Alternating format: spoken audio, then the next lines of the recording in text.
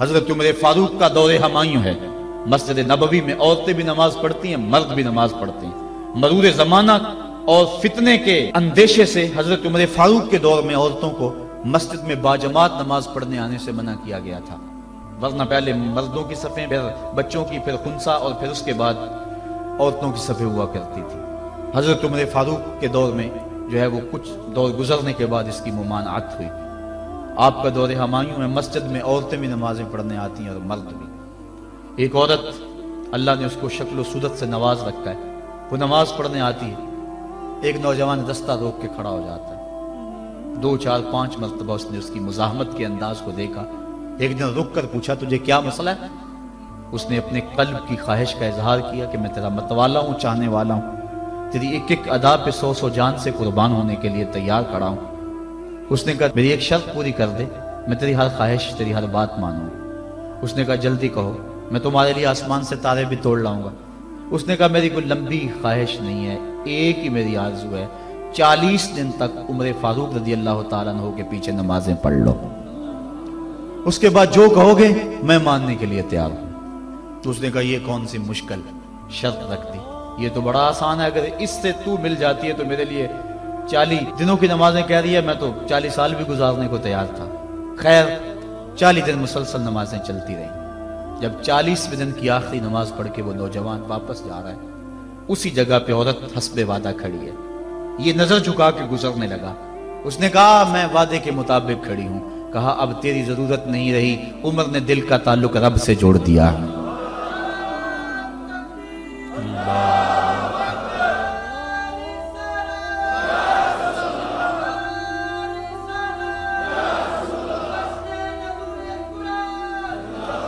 اگر ہم 40 سال ہمارے پیچھے لوگ نمازیں پڑھتے رہیں اور ان میں تبدیلی نہ آئے تو پھر ہمیں سوچنا چاہیے نا، مجھے سوچنا چاہیے کہ 40 سال ہو گئے ایک بندہ میرے پیچھے نماز پڑھا اور اس میں تبدیلی نہیں آ رہی، 40 دن نماز پڑھی، قرآن دل سے نکلا اور زبان کے ذریعے سے دل میں پیوست ہو گیا، دل کی دنیا بدل گئی۔ کاش کہ وہ لوگ دوبارہ منصہ شہود پہ آ جائیں اور وہ لوگ دوبارہ مصلوں کی زینت بن جائیں، جن کے لبوں سے قرآن جب نکلتا ہے تو فرشتے بھی آفرین آفرین کرتے ہیں، اور قرآن دلوں پہ اثر کرتا ہے اور دلوں کے زنگ اترتے ہیں اور روحوں کو قرار ملتا ہے۔ آج امت کے لیے ابتلا اور آزمائش کے مرحلے طویل سے طویل تر ہوتے چلے جا رہے ہیں، اس کا ایک سبب یہ ہے کہ جو امت کے رہنما ہیں وہ درد کی دولت سے خالی ہیں۔ واعظ قوم کی وہ پختہ خیالی نہ رہی، برق طبعی نہ رہی، شعلہ میں کالی نہ رہی، رہ گئی رسم آذاں روح بلالی نہ رہی، فلسفہ رہ گیا تلقین غزالی نہ رہی، مسجد مرثیہ خواہیں کہ نمازی نہ رہے، یعنی صاحب اوصاف وہ حجازی نہ رہے۔ آج ہمارے اندر کچھ نہیں رہا، دم خم ہی نہیں رہا، ورنہ اس امت کا بکھرا ہوا شرازہ آج بھی متحد ہو سکتا تھا۔ آج پوری امت جس طرح دھکے کھا رہی ہے، کس کے سامنے نہیں ہے حالات۔ کبھی ہمارا کردار لوگوں کو زندگی کی راہیں دکھایا کرتا تھا، آج ہمیں دیکھ کے لوگ دین سے بدزن ہوتے چلے جا رہے ہیں۔ حضرت نبی رحمت صلی اللہ علیہ وآلہ وسلم کی سیرت پر مشتمل ایک کتاب لکھی گئی ہے عرب کا چاند، اور اس کا رائٹر ہے سوامی لکشمن پرشاد، انڈیا کا رہنے والا ہے۔ اس نے حضور کی سیرت پر 200-250 صفحات پر مشتمل کتاب لکھی، بچپن میں میری نظر سے بھی گزری، بڑے ذوق سے اس کو پڑھا تھا۔ سوامی لکشمن پرشاد سے انٹرویو کیا گیا کہ تو نے حضور کی سیرت پہ کتاب لکھی ہے، اتنا بڑا کام کیا، تو کلمہ پڑھ کے حضور کا غلام کیوں نہیں بن جاتا؟ جس انداز سے تو نے محبت کے موتی بکھیرے ہیں اور الفتوں کے پھول اس کتاب میں تو نے اگائے ہیں، تو کیوں نہیں کلمہ پڑھ کے حضور کا غلام بن جاتا؟ تو لالو کا جواب سنیے، ہماری آنکھیں کھول دینے کے لیے کافی ہے، اور اتنا زناٹے دار تماچا ہے، اگر ہم محسوس کریں تو صدیوں اس کی کسک نہ جائے، اگر نہ محسوس کریں تو وہ ایک گاڑی کے پیچھے لکھا تھا عقل نہ ہو تو موجیں موجیں، لیکن اگر سمجھنے کی بات ہو تو اتنی بڑی تنبیہ ہے کہ پاؤں کے نیچے سے زمین نکل جاتی ہے اور ہمیں اپنے وجود سے شرم آتی ہے، ہمارے جسم کا ایک ایک رواں پسینے سے شرابور ہو جاتا ہے۔ سوامی لکشمن پرشاد نے جواب دیا، کہا جب میں حضور کی سیرت لکھنے بیٹھا، بڑی بڑی امہات کتب سیر کو پڑھا، اور اس کے نتیجے میں نے یہ کتاب تیار کی ہے، हुजूर की सीरत के रोशन गोशे और हुजूर की जिंदगी के दरख्शां बाब जब मैंने देखे तो ये जज्बा मेरे दिल में अंगड़ाइयां लेने लगा कि मैं देर क्यों करता हूं, हुजूर का गुलाम क्यों नहीं बन जाता। लेकिन जब मैं मुसलमानों के किरदार को देखता हूं तो मैं कहता हूं मैं हिंदू ही ठीक हूं। हमारा किरदार लोगों के ईमान के रास्ते में रुकावट बना हुआ है। जब अमेरिका के खिलाफ नारे लग रहे थे, उन नारे लगाने वालों में मैं भी शामिल था, लेकिन एक बात मैंने कही थी, मैंने कहा आज हम दुनिया की इस ताकत के साथ टक्कर देने की बात तो करते हैं, लेकिन हमने कभी अपने किरदार को झांक करके भी देखा? जिस बस्ती, जिस शहर और जिस मुल्क की हालत यह है कि वाटर कूलर के ऊपर लगे हुए जो गिलास हैं वो भी जंजीरों से बांधे हुए हों, वो कौम अमेरिका जैसी कौम से टक्कर नहीं कर सकती है। मस्जिदों की लैट्रीनों के गंदे लोटे भी संगलियों से बांधने पड़े। जिस कौम का यह किरदार है, क्या वो कौम पनप सकती है, जहान में नशो नमा पा सकती है? हम तो इस कदर गिरावट का शिकार हैं, हम इस कदर गिरे हुए हैं कि हमारी लैट्रीनों के गंदे लोटे वो भी बांध के रखने पड़ते हैं, वरना हम इतने चोर हैं कि वो भी उठा के ले जाएं। तो जिस कौम का ये हाल हो, वो कौम क्या दुनिया की ताकतवर कौमों की आंखों में आंखें डाल के बात कर सकती है? आज हमारा अलमिया यही है, हमारे पास सब कुछ है, लेकिन हमारे पास वो ईमान की हरारत नहीं रही, वो दयानत नहीं रही, वो रोशनी और वो नूर नहीं रहा, वो हमारे पास वो उजाले नहीं रहे। कुरान ने हमें जो जिंदगी गुजारने का ढब दिया है, हमारे पास वो ढब नहीं रहा। हमारी जिंदा लाशें लोगों के ईमान के रास्ते में रुकावट बनी हुई है, वरना हम अपने सदर इस्लाम में देखते हैं और बाद की कहानियां पढ़ते हैं तो दंग रह जाते हैं। इमाम मोहम्मद का जनाजा उठता है तो एक यहूदी आगे बढ़ के जनाजे की चारपाई को कंधा देने की ख्वाहिश करते हुए आगे बढ़ता है, और जो ही कंधा इमाम मोहम्मद के जनाजे की चारपाई पे छूता है तो उसके लबों पे कलमा जारी हो जाता है। हमारे बुजुर्गों की लाशें भी दीन दिया करती थी, उनकी मैयतें भी लोगों को कलमा दिया करती थी, और हमारी जिंदा लाशें लोगों को इस्लाम से हटा रही हैं। मैंने और आपने अपने रवैये को देखना है, अपने अमल पे गौर करना है। उलमा ने अपने मनसब को देखना है, जो सूफियाए अज़्ज़ाम हैं, मशाइख हैं, उन्होंने अपने मनसब को देखना है, और जो अवाम है उन्होंने अपने मनसब को देखना है। तेरे सोफे हैं फरंगी, तेरे काली हैं ईरानी, खून के आंसू रुलाती है जवानों की तन आसानी, हर कोई मस्ते मए ज़ो के तन आसानी है। तुम मुसलमान हो ये अंदाज़ मुसलमानी है, हैदरी फक्र है न दौलत उस्मानी है, तुमको असलाफ से क्या निस्बत रूहानी है, वो मुअज़्ज़ज़ थे जमाने में मुसलमान होकर, तुम खार हुए हो तारिके कुरान होकर। हमारी जिल्लत, हमारी पस्ती, हमारी ज़बूहाली की वजह यह है कि हमने कुरान से नाता तोड़ लिया है। आइए कुरान से टूटा हुआ नाता दोबारा जोड़ें और सही मानों में मुसलमान बन जाएं। जब सही मानों में मुसलमान बन जाएंगे तो दुनिया की बड़ी ताकतें हमारे सामने खम हो जाएंगी। हम तो 313 होके नहीं दबे थे, अब तो दुनिया की एक बहुत बड़ी कुव्वत है अहले ईमान। तो आइए हम कुरान मजीद से अपने राब्ते को मजबूत तर करें और कुरान मजीद की जो तालीमात हैं उन तालीमात को अपने मुआशरे में नाफिज करने की कोशिश करें। देखिए हमारा मुआशरा इस वक्त जिस बदअमनी का शिकार है और जो माली वसाइल इस वक्त हमारे पास मौजूद हैं और आसाइशें अल्लाह की तरफ से इस वक्त बरस चुकी हैं हमारे ऊपर, इसके बावजूद हर तरफ बेयकीनी, बेनूरी और अदम इत्मीनान। इसकी बुनियादी वजह चूंकि तमानियत दौलत में नहीं है, ये बात ज़हन में रखें। तमानियत लंबी गाड़ियों में नहीं है, सुकून की दौलत खूबसूरत औरत के पहलू में नहीं है। तमानियत तुम्हें मिलेगी तो अल्लाह की याद में मिलेगी, तमानियत मिलेगी तो जिक्र इलाही में मिलेगी, तमानियत तुम्हें मिलेगी, सुकून की दौलत मिलेगी तो कुरान के दामन से मिलेगी। आज इतना कुछ होने के बावजूद भी रुसवाइयां हमारा मुकद्दर हैं, जिल्लत हमारा मुकद्दर है, और आज हमारा वजूद उम्मते मुस्लिमा के लिए एक दाग की हैसियत रखता है। ये एक ऐसा दुखड़ा है कि मैं किस अंदाज से इस बात को आपके सामने रखूं। ये अंदर की कैफियत है। अल्लाह ताला इस उम्मत को खोया हुआ वकार अता कर दे और हम उस जगह पे आ जाएं जिस जगह से हट के हम चले गए हैं। कुरान फहमी का नूर अगर हमारे दिल में उतरने लग जाए तो हमारी जिंदगी खुद ब खुद सहल हो जाती है। मैं कल देख रहा था कुरान मजीद ने जिंदगी गुजारने के 2 ज़ाब्ते बयान कर दिए, वतवा सौ बिल सब्र वतवा सौ बिल मरहमा, यानी सब्र और मरहमत। یہ دو چیزیں ہیں جو معاشرے کو سکون اور طمانینت دیتی ہیں. یعنی معاشرے میں دو طرح کے طبقے ہیں. ایک وہ طبقہ جو پریشانی، دکھ، اذیت، پسماندگی، بیماری، دکھ اور غم میں ہے، اور ایک وہ طبقہ جو خوشحالی، دولت مندی اور صحت، عافیت اور فراوانی میں ہے. اب دونوں کی ذمہ داریاں قرآن نے بیان کر دی. اگر ہم اس پہ آ جائیں اور قرآن کی اس تعلیم کو سامنے رکھ کے اپنے معاشرے کی راہیں درست کرنا شروع کر دیں تو ہمارا معاشرہ جنت بن جائے. جو بیمار ہے، پریشان حال ہے، دکھی ہے، اس کو قرآن تاکید کرتا ہے تو صبر کر. اور جو خوشحال ہیں، دولت مند ہیں، صحت عافیت سے مالا مال ہیں، ان کو قرآن تاکید کرتا ہے تم رحم کھاؤ.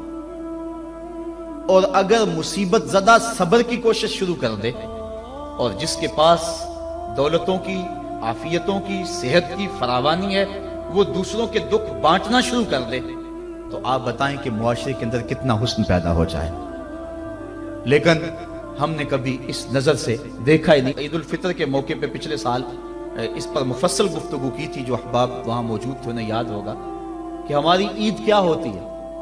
ایک طرف تو خوشیوں کے گہوارے ہیں اور دوسری طرف غم کے اندھیرے ہوتے ہیں اور ہم عید منا رہے ہوتے ہیں.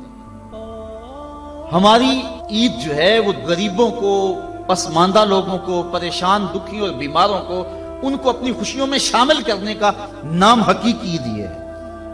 اپنی خوشیوں کو خرید لینا اور اپنی خوشیوں کا متوالا ہو جانا یہ ایک مومن کا مزاج نہیں ہے. وہ دوسروں کو ساتھ لے کے چلتا ہے.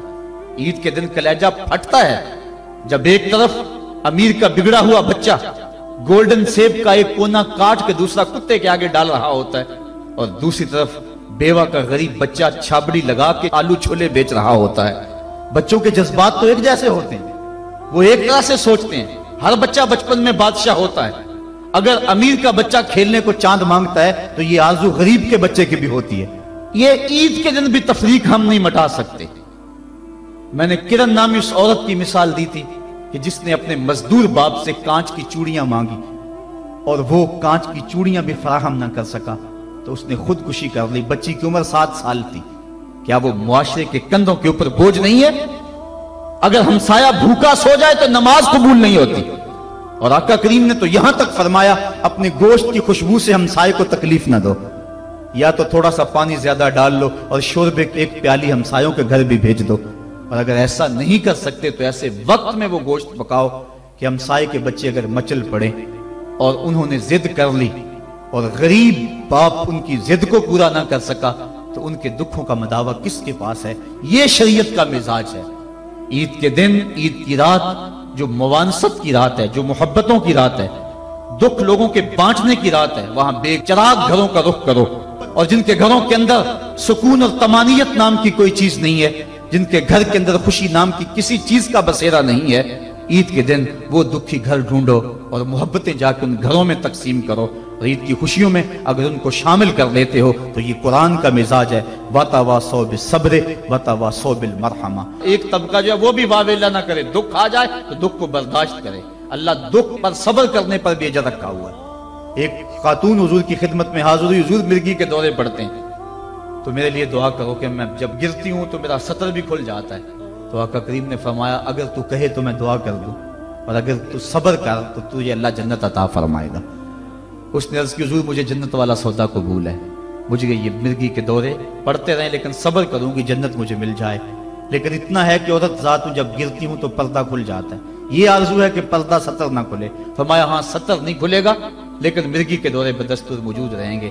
آقا کریم نے اس کو جنت کی بشارت دی. یہ تھے وہ لوگ جن کا اللہ پہ یقین تھا. جنت کے وعدے پہ اطمینان ہے اور جنت کے وعدے پر اپنی بیماری کو قبول کر رہے ہیں. ہم تھوڑا سا دکھ جھیلتے ہیں تو واویلا مچا دیتے ہیں. قرآن نے دونوں کو جو ہے وہ آئینہ دکھایا اور رستہ بتلایا کہ جو محروم طبقے ہیں، غریب طبقے ہیں، دکھی طبقے ہیں، وہ صبر کا دامن نہ چھوڑے، وہ اپنی غربت کو تماشا نہ بنائیں.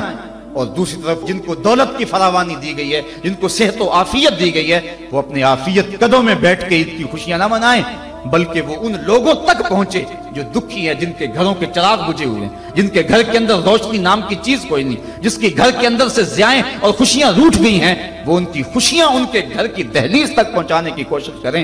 عرش کا رب بڑا مہربان ہوگا، ان کے اوپر اپنی چھم چھم رحمتوں کا نزول فرمائے گا. آئیے ہم عید کے روز اس عزم کا اعادہ کر کے دکھی اور مصیبت زدہ اپنے غریب رشتہ داروں کو اور اپنے معاشرے میں، اپنی گلی اور اپنے محلے میں جو دکھی لوگ ہیں ان کی اعانت کے لیے میدان میں نکلیں۔ یقیناً یہ بہت بڑی نیکی ہے۔ میں حضرت سید عائشہ صدیقہ رضی اللہ تعالی عنہا کے حوالے سے وہ روایت عرض کیا کرتا ہوں۔ ایک دن محبوب خدا کا در رحمت جوش میں آ گیا، فرمایا عائشہ جو مانگنا ہے مانگ لو۔ عرض کی حضور اگر اجازت ہو تو میں اپنے باپ سے مشورہ کر لوں۔ کہا جاؤ کر لو۔ سیدنا صدیق اکبر کی خدمت میں حاضر ہوئی اور کہا حضور کا در رحمت جوش میں، اور آقا فرمایا عائشہ جو مانگنا ہے مانگ لو، مجھے بتایا جائے میں حضور سے کیا مانگوں، آپ انتخاب فرمائیں۔ حضرت ابو بکر صدیق رضی اللہ تعالیٰ عنہ نے فرمایا کہ حضور سے کہنا کہ معراج کی رات قربت خاص میں اللہ نے آپ سے جو خاص باتیں کی تھی ان میں سے ایک بات بتا دیں۔ یہ میری ڈیمانڈ ہے، یہی میری چاہت ہے، آج یہ میں آپ سے طلب کرنا چاہتی ہوں۔ حضرت ام المومنین حاضر ہوئی۔ اللہ اکبر۔ حضور نے پوچھا عائشہ مانگو جو مانگنا ہے۔ عرض کی حضور معراج کی رات جب قربت خاص میں آپ پہنچے تھے اور آپ کے مالک نے آپ سے راز و نیاز کی کچھ باتیں کی تھی، میری آرزو ہے ان راز کی باتوں میں سے ایک بات مجھ کو بتا دیں۔ حضور مسکرانے لگے اس بات پہ کہ ابو بکر صدیق کا انتخاب کیسا ہے، اور پھر اگر وہ راز کی بات بتا دوں پھر راز تو نہ رہا، لیکن چونکہ وعدہ کیا ہوا تھا، فرمایا عائشہ سنو، جب میں قرب خاص میں پہنچا تو میرے مالک نے مجھ سے جو خاص باتیں فرمائیں ان میں سے ایک بات یہ تھی، اے میرے محبوب اگر تیری امت میں سے کوئی شخص کسی ٹوٹے ہوئے دل کو جوڑ دے گا تو میرے اوپر لازم ہے کہ بغیر حساب کے جنت عطا فرما دوں۔ حضرت عائشہ صدیقہ رضی اللہ تعالیٰ عنہ بہت خوش ہوئی۔ حضرت صدیق اکبر نے بتایا ہوا تھا کہ جو حضور کہیں وہ مجھے ضرور بتانا۔ حاضر ہوئی اور آ کے کہا، آپ رونے لگے۔ کہا بات رونے والی تو نہیں ہے، بات تو خوش ہونے والی ہے۔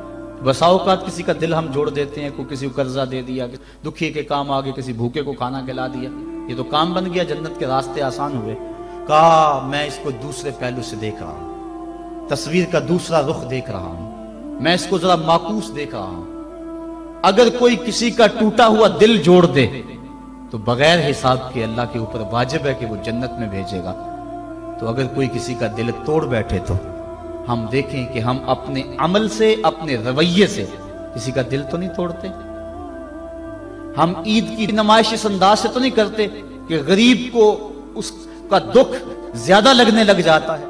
وہ کسی مفکر نے کہا تھا نا کہ آپ اپنی آسائش نہ چھوڑیں، نمائش چھوڑ دیں تو غریبوں کے دکھ ختم ہو جائیں، لیکن ہم نے کبھی اس نقطہ نظر سے نہیں سوچا۔ آئیے ہم معاشرے کی اس اونچ نیچ کو ختم کرنے کے لیے عملی طور پہ کوشش کریں۔ یہ ایک اہم پیغام تھا، میں آپ تک پہنچانا چاہتا تھا۔ اس پیغام کو لے لیں، پلے باندھ لیں اور اس کو گلی گلی پہنچانے کی کوشش کریں اور معاشرے کے دکھ بانٹیں، یہی بہت بڑی نیکی ہے۔ اللہ مجھے آپ کو توفیق عمل عطا فرمائے کہ ہم اللہ کے بتائے ہوئے دین کے مطابق اور قرآن کے بتائے ہوئے راستے کے مطابق زندگی